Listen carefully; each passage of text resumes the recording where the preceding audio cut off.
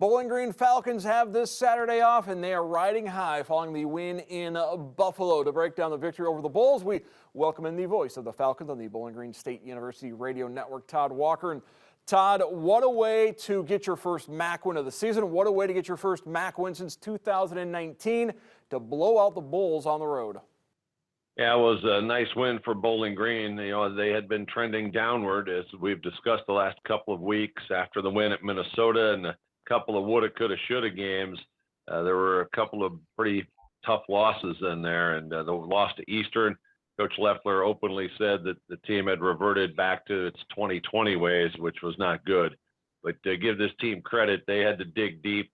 They've played 9 straight weeks with a very young team with an overmatched offensive line at times. And, you know, everybody gets the bumps and bruises of a season going along. And this team to come up with that performance, I thought it was the most impressive win of the year. I thought it was more impressive than the Minnesota game. There was nothing going right going into this game, you know, and that's when all the doubters and what you'd say the haters come out.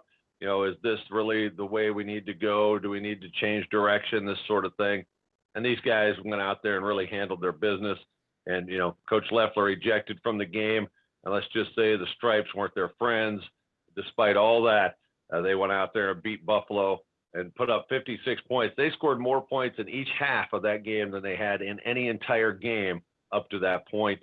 So it was a tremendous victory to take into the off week, transitioning into the game against Toledo.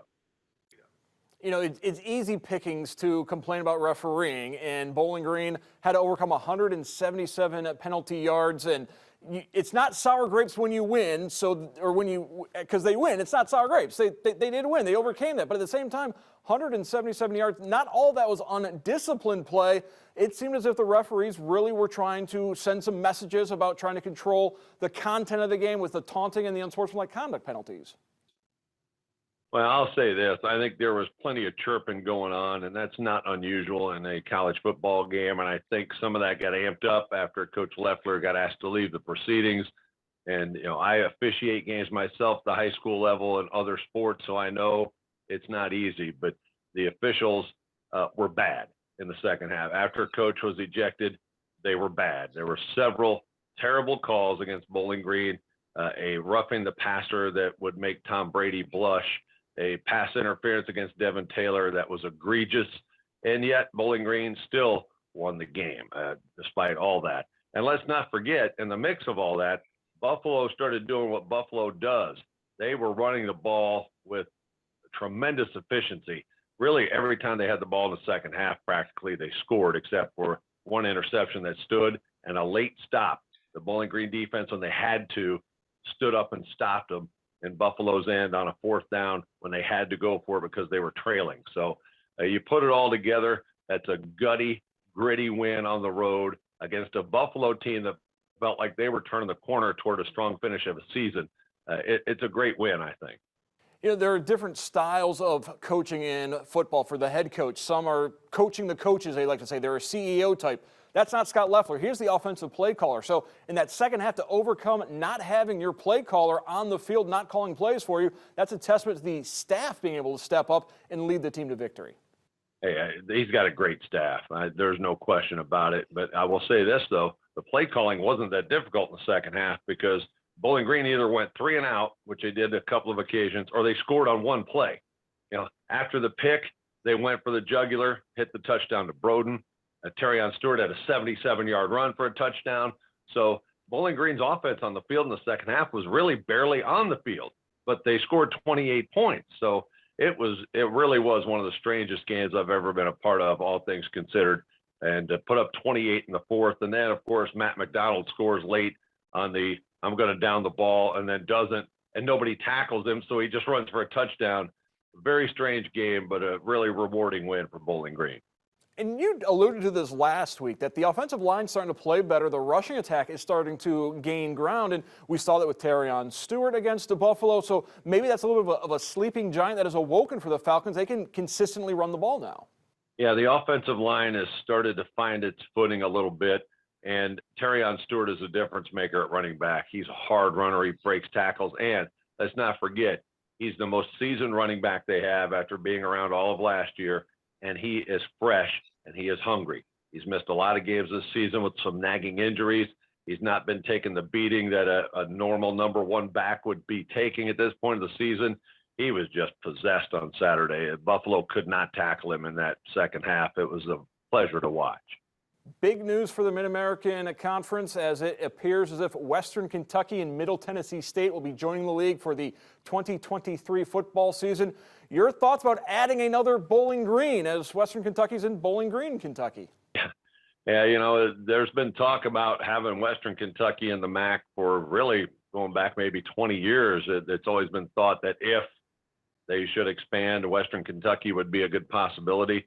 You know, I think the MAC's great the way it is. But if you feel like you need to expand, Bowling Green, Kentucky, Western Kentucky, I think is a great fit. I think it'll elevate the conference, especially in basketball. Kentucky is basketball crazy. WKU is very, very serious about basketball and very good. Middle Tennessee is really a sort of a younger athletic program, if you will, at the highest levels, but it's in a great location near Nashville, and they are on the move with their football program. I think they're two great additions if that's what you're going to do. I think they fit in nicely. And, you know, there's two Bowling Greens. I think that'll add a little spice to it. It'll be kind of neat. And I got to say, adding those two is a much better move. It increases the footprint in a better way than adding Temple and UMass and Central Florida going back even further. If you're going to grow the footprint, grow it within your own footprint. Don't leap over other footprints. So I think that makes a lot more sense than some of the other moves the MAC has made in recent history. Yeah, and I think you're right, Mark. That sort of harkens back to those lessons learned when people talked about, hey, if this ever happens again, you know, you should look at something like Western Kentucky. It makes a lot more sense than what they did back in the day. And, you know, I think even though it didn't work out back in the day, I think the Temple edition did have some benefit. I'm not sure the UMass edition did, but in the long run, the MAC, it reverted back to what it always was anyway. It's still, I think, the most stable conference around, and I think these additions this time around may be more of a long-term commitment and hopefully long-term success. I don't want to necessarily use this as an off week because it's not really an off week. It's an extended week, but not playing on a Saturday. They play again Wednesday. Of course, the big game against Toledo, much more on that game coming up next week. But having a weekend off, does this come at a good time for the Falcons? Is there a chance for some guys to get healthy as they go into the biggest game of the year? Actually, it comes at a bad time. It should have come about 2 weeks ago. So from that standpoint, is it welcomed? Absolutely, it's welcomed. This team needed it a couple of weeks ago, and they will certainly take advantage of it. Some of these guys are ready for a rest mentally, if not physically. They played 9 straight Saturdays, had road trips to Tennessee, to Minneapolis, to DeKalb, and to Buffalo. So we had the 2 worst road trips for Bowling Green in the MAC as far as distance and inconvenience, plus 2 games on the road against a Power 5. This team definitely can use the extra days, and why not get them preparing for that team up north, right? That's right. The Falcons have been road warriors. They will get the Rockets back at Deutsch Perry in a week and a day from now. I want to thank Todd Walker, the voice of the Falcons on the Bowling Green State University Radio Network, for joining us. Todd, thank you. Thanks, Mark. Good to be with you.